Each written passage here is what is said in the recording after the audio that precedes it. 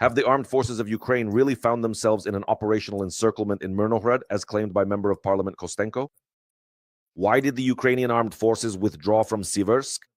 And what dangerous situation has developed in the Sumy region, where, according to Deep State, the Russians have occupied a village and taken both civilians and our soldiers prisoner? Today's episode, friends, will be a difficult one, but very important, so please join in, watch, and subscribe. Well, so as not to waste your time, I'll begin. So let's start with the hottest spot, the Pokrovsk direction in Donetsk region. Here, as you know, there are 50 to 60 combat clashes every day. And now all attention is focused on Pokrovsk and, of course, Myrnohrad. Why Myrnohrad? Because in recent days, many media outlets, citing Roman Kostenko, a member of the Ukrainian parliament and representative of the relevant military committee, have been writing about operational encirclement. What does this mean in practice? Kostenko himself explains the difference. So, tactical encirclement is when the enemy has completely closed the ring, controls all approaches and roads, and movement inside such a pocket is practically impossible, while operational encirclement is a situation where our troops can still maneuver. They can defend, but bringing in new units, ammunition, or evacuating, for example, the wounded by land is already extremely difficult. This is already an extremely difficult task, and it's almost impossible. The enemy controls the main roads and the air, and the city is in the so-called gray zone. The General Staff of the Armed Forces of Ukraine itself does not use such terms as encirclement and so on, but in fact confirms that the situation is difficult. The 7th Air Assault Army Corps, our guys are real superheroes, those who are defending and working in this direction. They are holding this city, and for several days now, there has been no news published from there. President Zelensky states that the positions are stable, but the pressure is very high. Commander-in-Chief Sirsky notes that the enemy has been trying to take Pokrovsk for 17 months, but our troops are not only holding their ground, they are also counterattacking. By the way, just to mention. Thanks to this, dozens of square kilometers of territory to the north of the city have been recaptured, and somewhat to the west. How should we understand all this, friends, in simple terms? The city is not encircled in a classic ring. Our soldiers are fighting there. But the enemy's logistics are functioning, their aviation and artillery dominate, and this is pressure at the limit. It's possible. Let's put it this way, because the Ukrainian defenders in Myrnohrad are carrying out a super important and extremely difficult task. They are tying down large enemy forces, inflicting maximum losses on them, and preventing them from advancing further. This is a heroic, truly heroic defense under incredibly difficult conditions. Let's move on to another area in Donetsk region. Next, we'll talk about Siversk. There has already been an official statement from the General Staff of the Armed Forces of Ukraine about the withdrawal here. Why? Here's the answer. To save the lives of our soldiers. And that's the right thing to do. Let's be honest, friends. The enemy threw significantly more soldiers and equipment at this city. They suffered colossal, truly enormous losses. They kept attacking with small assault groups under difficult conditions. And here, every house, every street cost them very, very dearly. This is not just a retreat, it's a tactical decision. Let's explain. Instead of engaging in positional battles under conditions of the enemy's overwhelming advantage, and it truly is overwhelming when it comes to manpower, the units of the armed forces of Ukraine withdrew to more advantageous positions. And the main thing is that the city remains under the fire control of the armed forces of Ukraine. What does this mean? It means that artillery, drones, and everything else are targeting the occupiers. In the city, they are destroying their logistics, not allowing them to fortify or advance further. The General Staff calls this a blockade. The enemy is in the city, but they are trapped under constant strikes. Their resources are being depleted, while our troops maintain their combat readiness for further defense. So, friends, when you hear about the capture of Siversk from Russian sources and so on, understand one thing. They have captured ruins that are under constant shelling. The tactical initiative has been bought at a tremendous cost. But operationally, the situation remains under our control. This is truly a painful decision, but it has its own logic under the circumstances. A shortage of shells and the enemy's superiority in manpower. This is what you need to understand. Plus, we are preserving the lives and health of our soldiers. That's the most important thing. Now, friends, probably the most alarming news from our review comes from the north. Why? Because the village of Hrabovske in the Sumy region, according to the Deep State public channel, is now under the control of the occupiers. The General Staff of the Armed Forces of Ukraine does not confirm this information. In fact, the story here is not only about military actions, but also about the tragedy of civilians.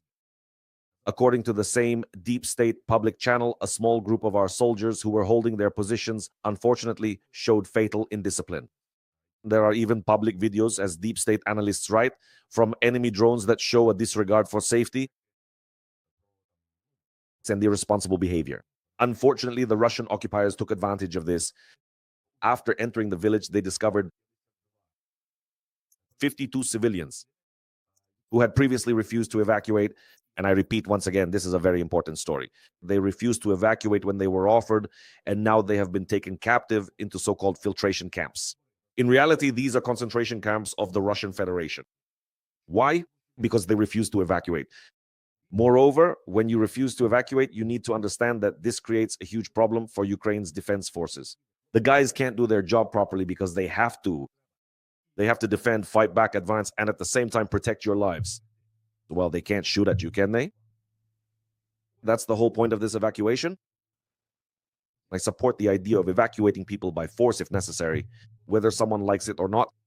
Well, friends, this isn't just about one specific person. Yes, of course it's uncomfortable, of course it's unpleasant, and so on and so forth. That's all understandable. But you also need to understand that what's at stake is much more than just comfort, leaving your home, and so on. What's at stake is our statehood. That's all there is to it. Among those kidnapped by the Russians, there are elderly people, women, and children. And by the way, 13 of our soldiers were also taken prisoner, and this is a terrible catastrophe. Viktor Trehubov confirmed that a group of up to 100 Russian thugs broke into this village. They're being driven out of there. That's what needs to be said, driven out. That is, Dnipro says the village is occupied, our guys. The military say they're driving the Russians out of there, but the Russians are trying to hold their ground. What is their goal? Well, apparently, according to military analysts, it is strategic. Hrabovske is 10 kilometers from the Sumy-Kharkiv highway, which is called the R35, and it is a vital, truly vital artery, I would say, for moving our reserves along the border. Cutting it off would be a serious blow, but that's still a long way off. I'm not sure it will happen, but we have to mention it.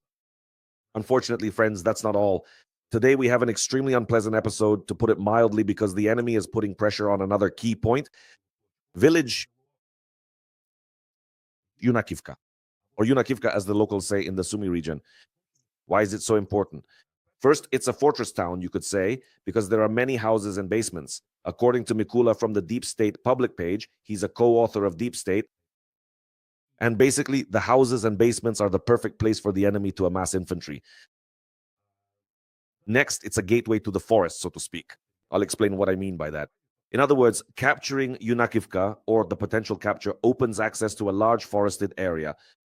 In the forest, the advantage goes to whoever has more infantry, and as you know, the Russian Federation has a lot of it. Now, with the change in weather, it's winter here. This doesn't play as big a role as, say, in spring or summer, but still. So we also take this factor into account. And thirdly, there is a direct threat to Sumy, because reducing the distance will allow the enemy to strike Sumy itself with FPV drones, just as it happened in Kherson or Nikopol. These are not my words, I want to clarify right away. These are the words of that same Mykola from Deep State. So he says clearly that the enemy's advance in Yunakivka, we cannot allow it, nor the capture of Yunakivka. We cannot allow it because this is a red line for the defense of the region. So in Sumy region, friends, a dangerous situation is developing right now. This is not just some kind of raid activity. This is, well, in a certain way, a planned offensive, yes, with the goal of reaching strategic communications. If the information is confirmed that they want to seize this highway to cut it off, and the enemy is using the tactics, see these kinds of sudden raids by small but aggressive groups. Additional evacuation of civilians from border villages is currently underway, and I urge everyone to join this evacuation. Friends, so what do we actually have here? Myrnohrad, first of all, heroic defense under conditions of operational encirclement. Our soldiers are holding back enemy forces. They are inflicting losses on the enemy, but the situation is extremely difficult. Maximum attention and support are needed. Second, Siversk, a painful tactical withdrawal to preserve our men. With our fire control, the enemy is blocked and suffering losses. This is not a lost battle, it's a stage. Let's put it that way. Next, Sumy region, a new serious threat from the north. The enemy has become more active. So far, nothing too serious is happening there, but still the situation requires an appropriate response. The front is now a constant, ongoing struggle against superior forces.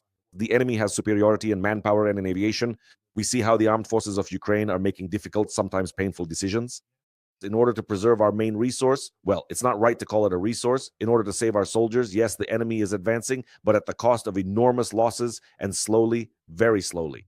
Our task is to provide the army with everything it needs: ammunition, equipment, drones, and so on.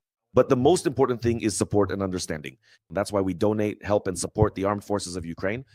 Glory to Ukraine. Glory to the armed forces of Ukraine. Thank you for being with me and watching this episode to the end. Until next time.